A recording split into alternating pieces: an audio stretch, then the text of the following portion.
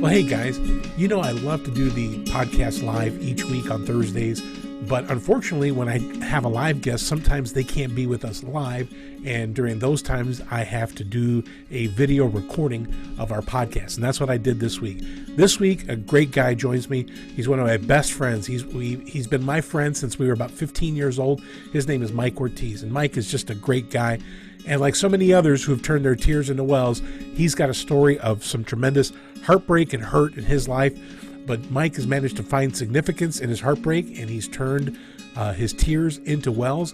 And he's going to join me today. And what we're going to talk about how we can serve from a good place. Sometimes when we've been dealt a bad hand in life and we've gone through some defeats and some hard knocks and some trauma, abuse, abandonment, neglect, we can often serve from unhealthy places, and that usually complicates life. Well, today me and Mike take a journey together, and we explore serving from a healthy place, and it kind of leads us to a place called boundaries, and we help you with this concept of boundaries. So sit back and enjoy the podcast, and thank you so much for being with us here today on Tears to Wells. Here's Mike Ortiz and me on today's episode. All right, hey, well, welcome in to today's program. This is my first guest. I never thought I would have a guest on the program, but one of the things that I do is on my phone, I keep a running tab of people I would like to have on the show, and frankly, Mike was on that list, and I'm so glad that Mike is my first guest on our program, because I have known Mike. We've known each other since we were kids, so that's well over 30 years. Probably closer to 35, but Mike Ortiz has just been just a wonderful friend to me. And as we were talking before the shows, we did a little bit of preparation. One of the things that Mike, in my opinion, does is he emulates what this program is all about. What we're trying to do on the program is we're trying to reach out to folks, and that's basically everybody who's been dinged up by life, been battered, bruised, hurt, and has shed some tears. And what we're trying to do is we're trying to live out Psalm 84:6, where we take our tears and make them a well. So I want to welcome in Mike. Mike, thanks for being on our program. And I know you have your own podcast and your own website, but tell us a little bit about your journey, about how you kind of came to what you're doing, and before we get into the material for today. Well, thanks for having me, bro. It's definitely an honor, and very glad to be with you.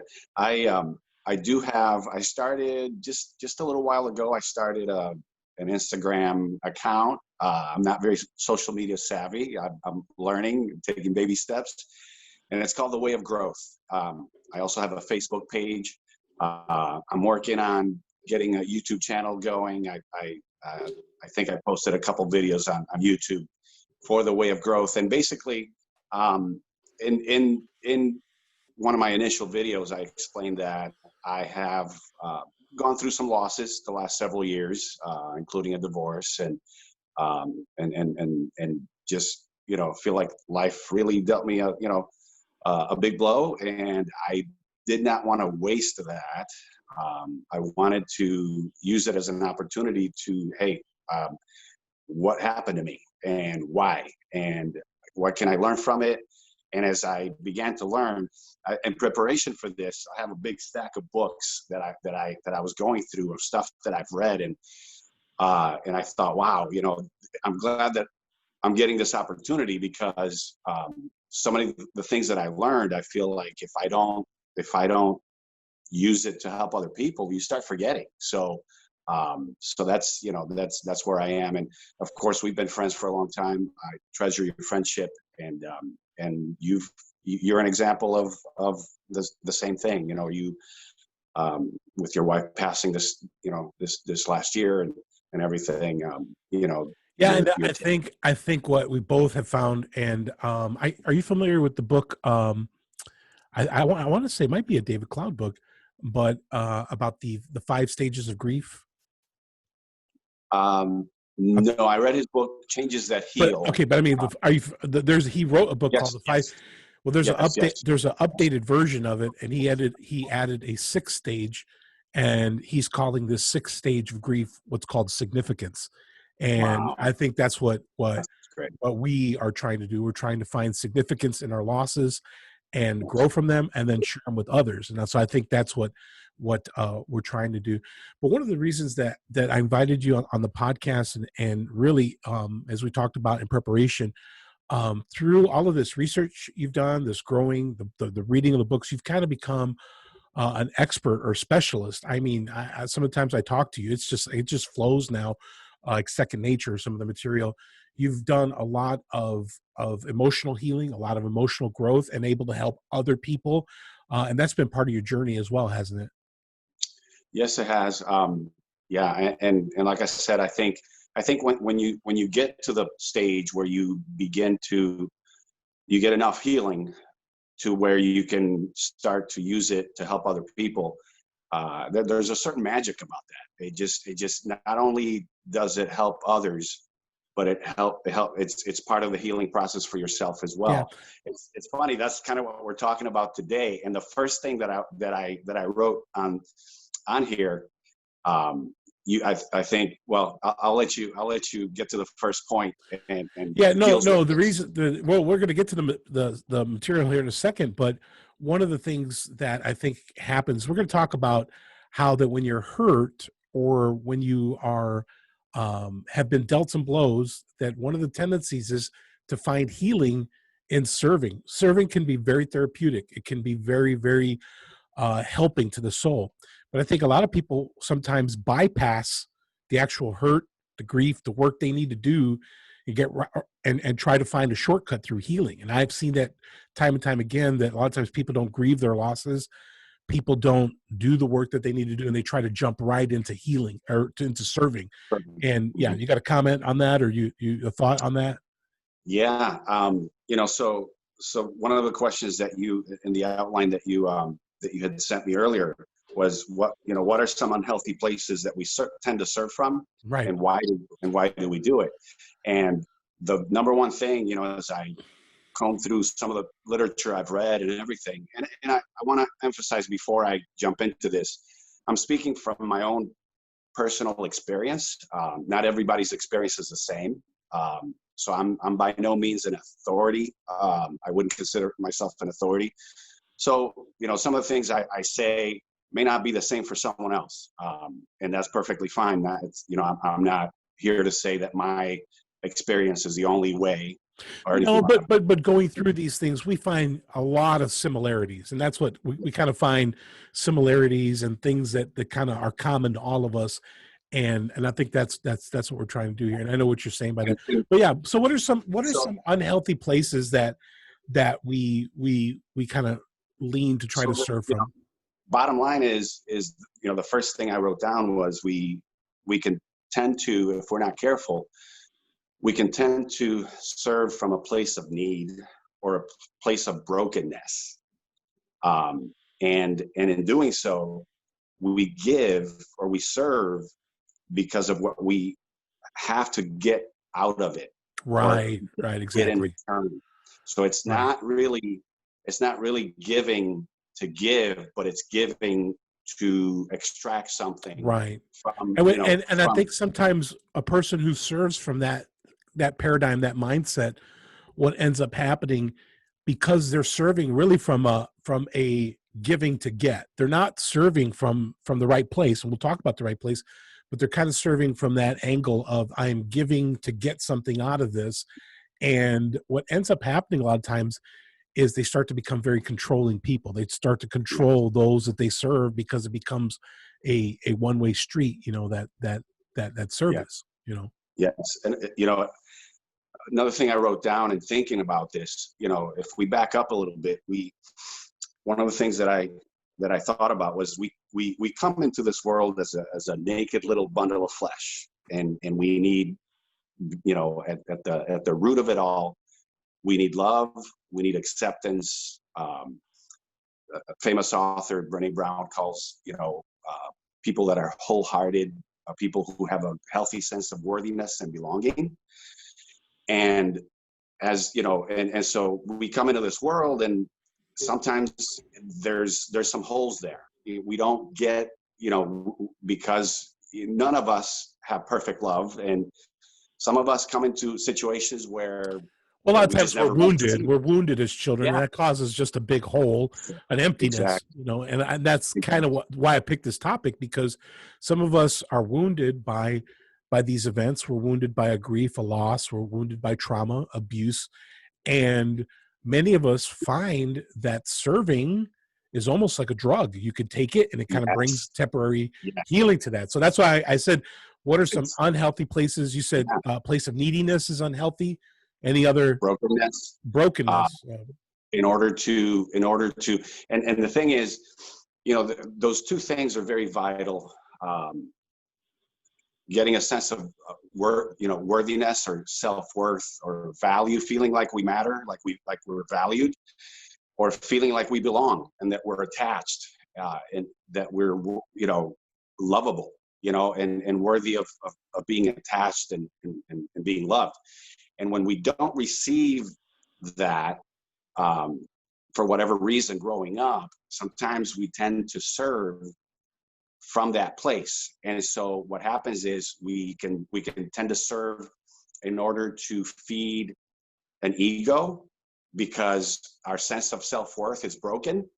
And so we serve, and we amass, some people, there's extremes here, but some people amass a following in order to have these people that feed their ego. Right. And now in my mind, consciously or subconsciously, I feel like I'm worth something, because they worship me, and so you're serving in order to to have your ego fed, or to be worshipped as, you're just awesome. Again, I'm approaching it from what I'm getting out of it. The other part is, sometimes I can serve or give in order to get a sense of being loved and belonging. And when I do that, sometimes I can tend to people please. That's a big one right there. And I was hoping you'd hit that, because Yeah. I think people pleasing is a huge one, especially, I mean, it seems like you have two kinds of people in this world. You have the kind that are your narcissists and are bullies and sociopath kind of people, and then you have good-hearted people that really are broken, they're hurting, and they just want healing, and sometimes they serve to please people, and they do it because they can't say no. We'll talk about boundaries here at the end, but people pleasing is just a horrible place to serve from.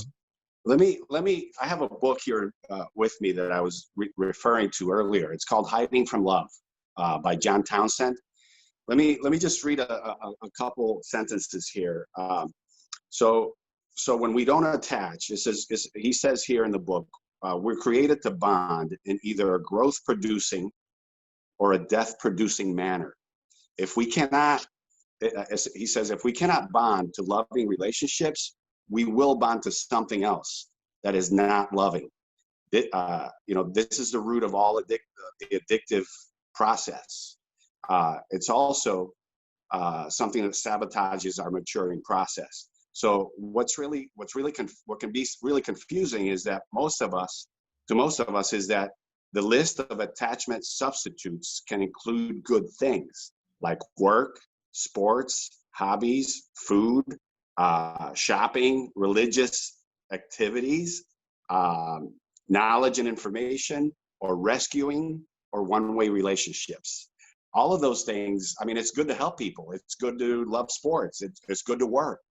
But when they're used as a substitute for being healthily attached, that's when we get in trouble.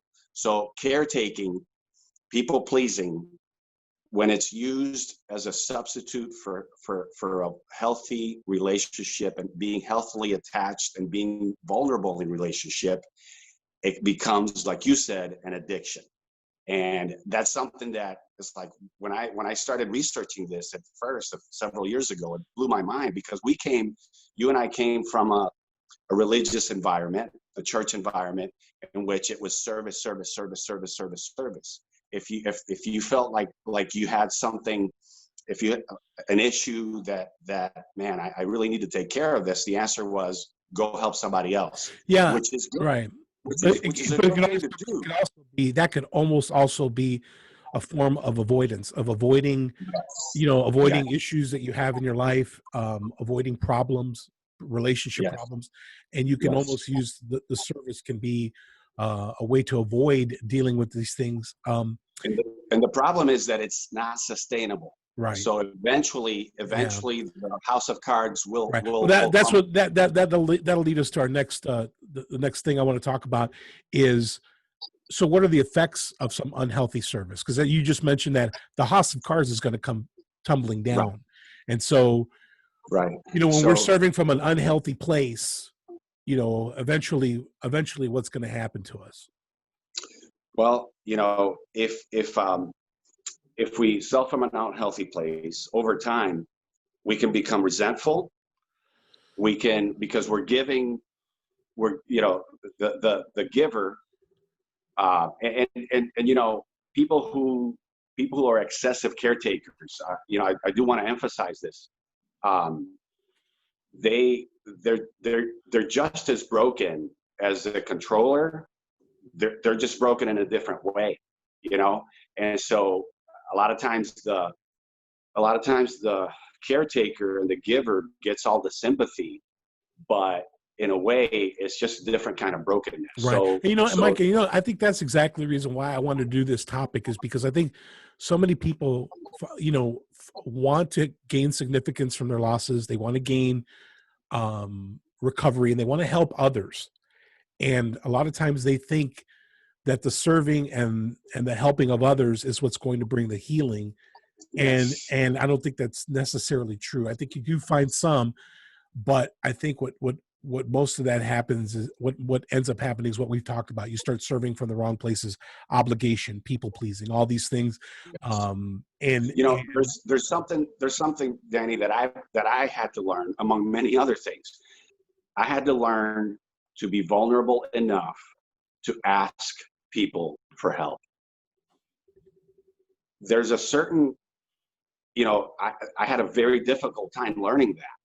And I had to come to grips with the fact that there was a certain pride that I was not willing to acknowledge or admit. Well, I mean, it sounds like what you're saying there is, there's certain seasons of our life where we need to be served for a little bit before we can serve. And so I think the person that's serving from the wrong place, they need to take a break, sit back for a minute, get some help, be served in different ways through counseling, preaching, teaching, a Sabbath, a rest, and then get back at it.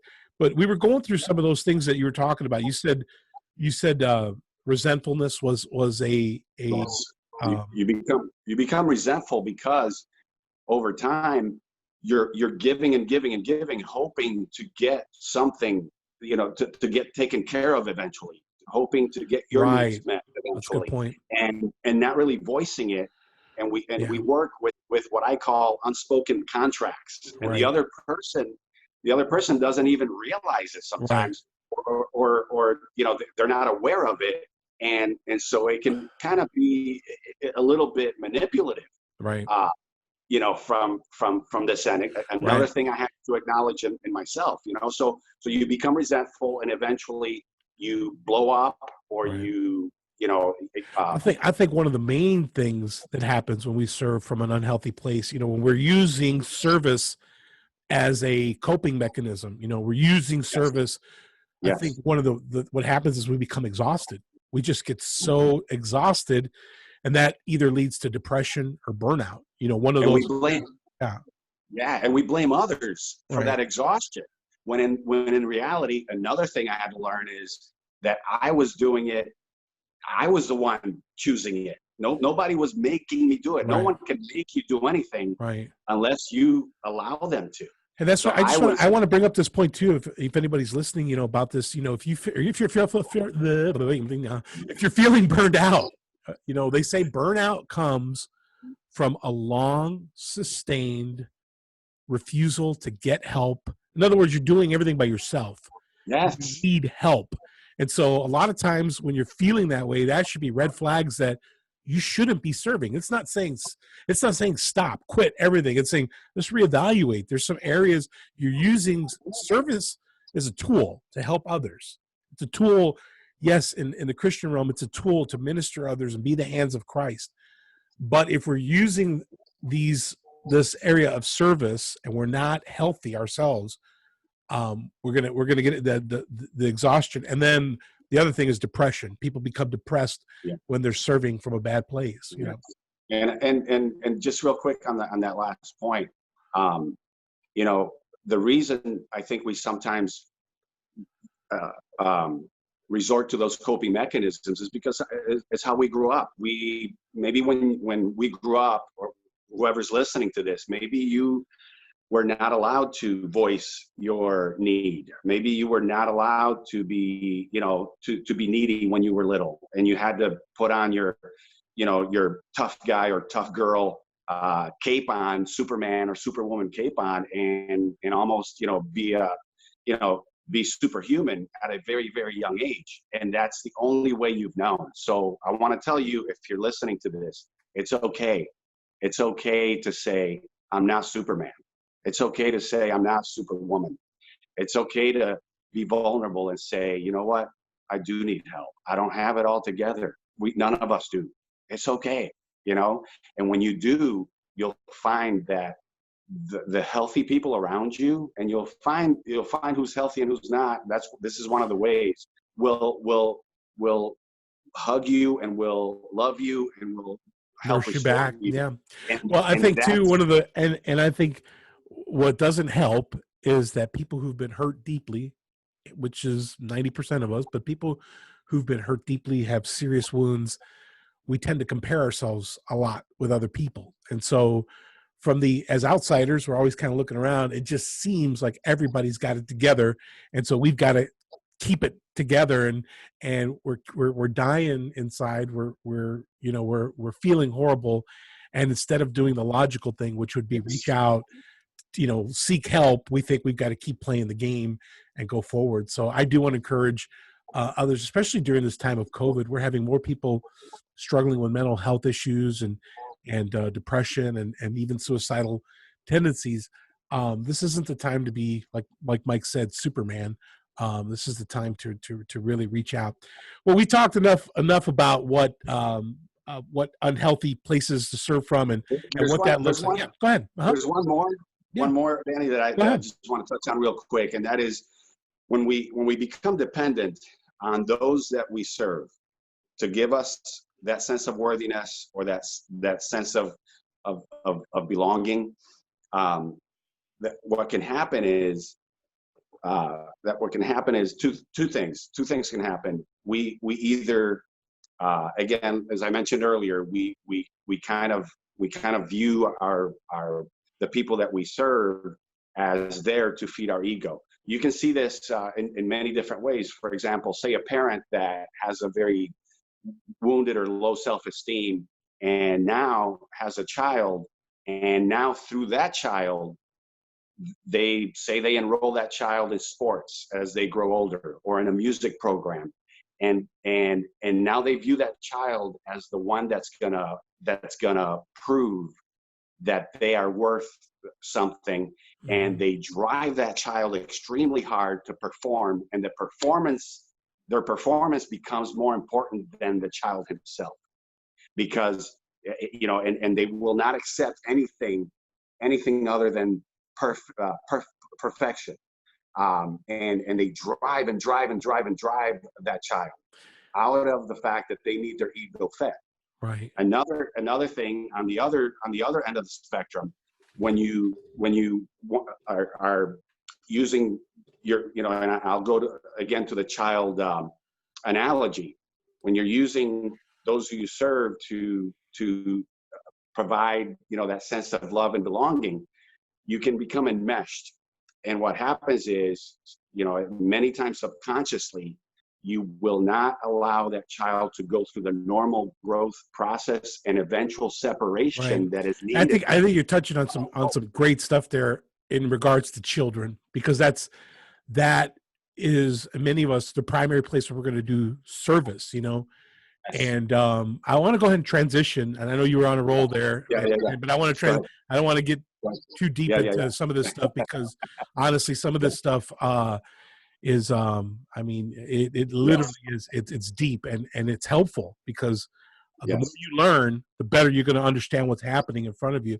Yes. When we're talking about service, you mentioned the kids, and serving, and I think what does healthy service look like? What does healthy service look like? Using the child analogy, I think I want to stop there, because I'm guilty of doing that with my son, and I'm sure you've done it with your children.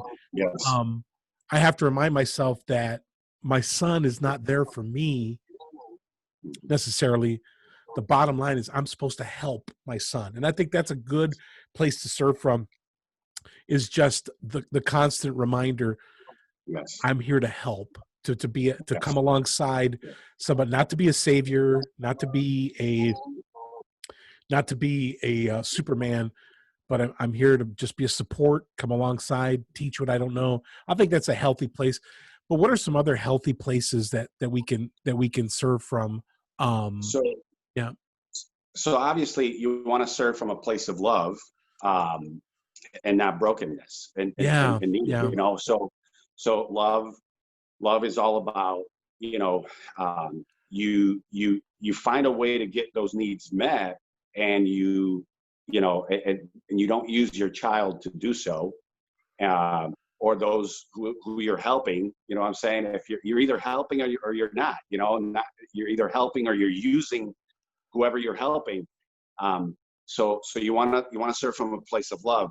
I thought of the Bible, the scripture verse, 2 Corinthians 9:7. Every man according as he purposes in his heart, so let him give, not grudgingly or of necessity, for God loves a cheerful giver. I think that's an awesome verse to keep in mind. We're not supposed, if you're giving grudgingly or of necessity, again, out of need, out of something I'm giving and I don't really want to give. That's a wrong yeah. And way to serve. I think too, especially the who we're trying to reach through this podcast. If you're a wounded person, a person that is trying to find out what's going on in yourself, if you're constantly um, if you're constantly having those feelings of exasperation when you're serving, maybe that relationship's not a healthy one. Maybe the person, maybe somebody's asking too much of you, whether it's an organization, a job, a spouse. I mean, maybe it's a bad situation, and if you're constantly in the throes of resentfulness or bitterness, some of that might be you, but some of that might just be it's not a healthy relationship, and that's Right. something to factor in. There's Yeah, something I remembered, Danny. I like to, again, the book Hiding from Love. There's a little section here that talks about the difference between excessive caretaking, codependency, and real love. Let me read real quick. It says it's important here to distinguish between caretaking, or what is sometimes called codependence, and love. And so those who unknowingly support the habit of an alcoholic spouse, for example, struggle with caretaking. The love they feel for the addicted person often keeps them in denial of the problem, or fearful of causing conflict, instead of setting biblical boundaries on the behavior. Caretakers often remain silent. The addiction then worsens until the consequences of the alcoholic's behavior causes a crisis of some sort. So that isn't necessarily the case when we're trying to help somebody. So how do you tell the difference between genuinely helping somebody or excessive caretaking? Here's what he says: the best way to distinguish between caretaking and love is to ask yourself the following two questions. Is what I'm doing from a cheerful heart, or from fear or guilt? Our fear of others' rage or our guilt over letting them down is is antagonistic to love. And So that's, you and got that, to ask you yourself. nailed it there. You nailed it there. And I hope if you're watching this podcast, I hope you'll rewind that segment a few times and get that concept, because so many of us are serving and we think we're perfectly healthy without even realizing we're using that service in an unhealthy way. And we still have stuff to work on and heal from to get to that good place. And so that was Yes. that was really good.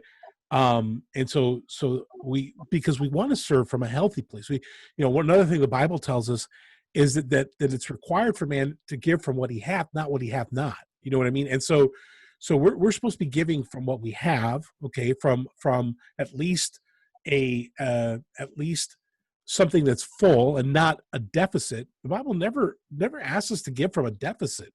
And many of us are giving from a deficit. We're giving emotionally what we don't have. We're giving, and so I think, Mike, that was a really good way to nail that and put it into perspective.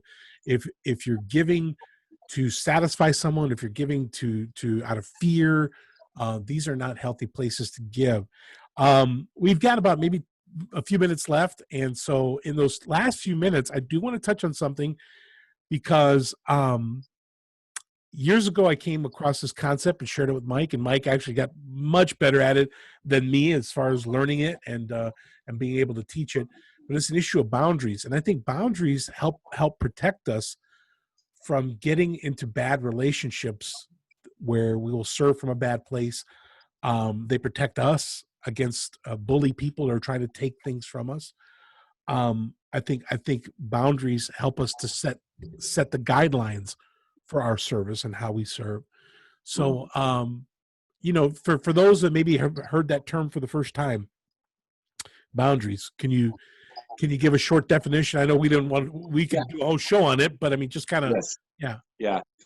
The way I was thinking about boundaries earlier, and the way that I would define it in a nutshell, boundaries help to kind of delineate lines between what is right and what is not right, what's okay and what's not okay, what is mine and what is not mine. So that may sound a little bit abstract, but basically, when it comes to relationships, it's very important to sometimes to make it clear what's mine and what's not mine. What am I responsible for and what am I not responsible for? Because again, if you're a caretaker, if you're a giver and you're constant and you're easily guilted into giving, then a lot of times what that means is that you're taking responsibility for someone else. We were talking, you and I were talking earlier. I'll use this example about how I donated to something. I won't say what, but I donated to something a while back, and then I started getting bombarded with texts from that organization to give more. To give, if you don't give, the world's going to end, basically. And after the first couple times that I gave out of my own choosing. But then it started getting into, almost felt like I was being made to feel responsible for the fate of the world, And so it's like, Right. No, I'm not, that's not my responsibility. I do what I can. I live my life. But, whether it's at church, whether it's an organization, whether it's at work, when you're being guilted into giving more than you should, more than it's healthy, it's often you fall prey to it because you feel that you're responsible for something that you're not responsible for. And that's the concept of boundaries. What you just described as the concept of boundaries. And so it's funny because as you get healthier, as you recover from the hurts and hangups of life, you'll find yourself,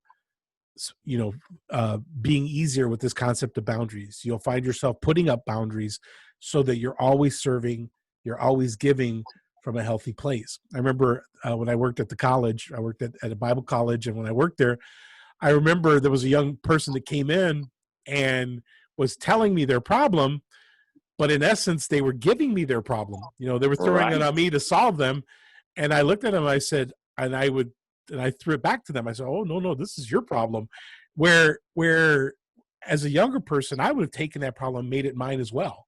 And I'd have been thinking all night, how can we, no, Exactly. it's their problem. A serving from the right place means I come alongside them and help them, but I don't, I don't take that on myself, And perhaps in another episode we can discuss this, but you have to learn the difference between being responsible for and being responsible to.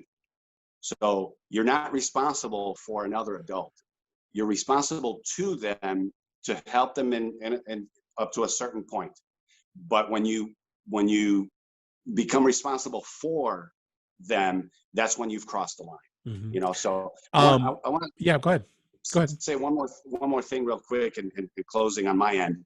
I love what the scriptures say about when Christ was getting ready to go to the cross and make the ultimate sacrifice. And, for God so loved the world that he gave.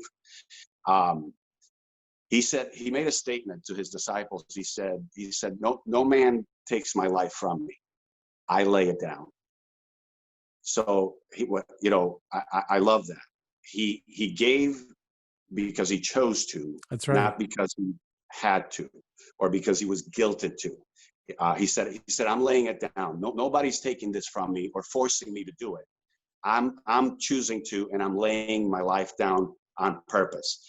And another hard lesson that I had to learn is there's only one Savior of the world, and his name is Christ. I'm not anybody's savior. So you have to learn your limitations, and you have to learn that you can help people. But when it comes to saving people, there's only one that can do that. That's great, Mike. That's right. That's spot on. And what Mike raises just a wonderful, wonderful point. The title of this show is Tears to Wells. We're trying to take our tears, find significance, and then make them a well for other. What happens is oftentimes we take our tears and through bad choices, we make more tears. We're serving from a bad place. We're trying to find acceptance in our service. We're using service to please others, and we're just setting ourselves up for more tears, more heartbreak, more pain. And so what I've wanted to do in just this podcast, maybe we'll do another episode later on the same issue, is just want to help folks understand that service is important, but we don't want to put the cart before the horse. We want to get the order right. It takes recovery and healing, getting in the scriptures, healing from our wounds, and giving from a healthy place, and giving to help others and serve others. And Mike, you just nailed it tonight. So I really appreciate it. The title of the book, if folks want to learn more about boundaries, you have it there. You want to flash on the screen if you want? I have somewhere in the pile. Several here. There's Boundaries by John Townsend and Henry Cloud. This is the one I was referring to today. Very, very good book, Hiding from Love. And it has a lot to do with basically how to heal when you've had boundary injuries and your boundaries have been broken.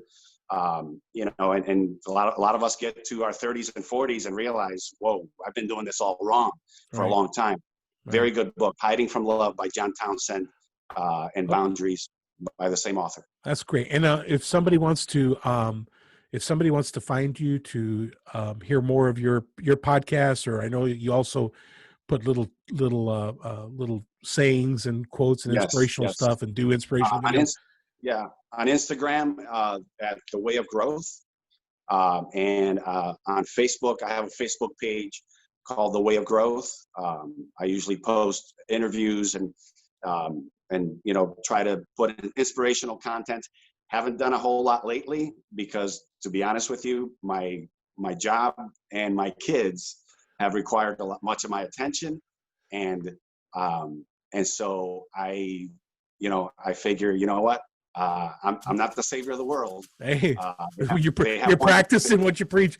You're setting up boundaries, and you're serving from a healthy place. Hey, well, that does it for this week's podcast. I want to thank my guest Mike for tuning in. I'm going to try to line up some more folks that'll encourage you to help you take your tears. I know we didn't get into all of the heartaches that Mike has been through, and definitely been through some tough stuff. But Mike has reached down and with the help of the Lord, with the help of others, has found significance from his hurt and found healing, and now has dedicated himself to help others. And that's really what we want to do. If this podcast helped you, if this video helped you, you can always click the notification button there, and you'll be notified when we go live or when a new episode is released. But leave us some feedback. Drop a comment there in the comment section if there was something you were confused on or something you want some clarification on. But thanks again for joining us, and hope to see you again on Thursdays at 12-ish. Sometimes I'm about 12:15, but on Thursdays at 12, we usually try to put out a new episode. God bless you and have a great week. And remember to turn your tears into wells.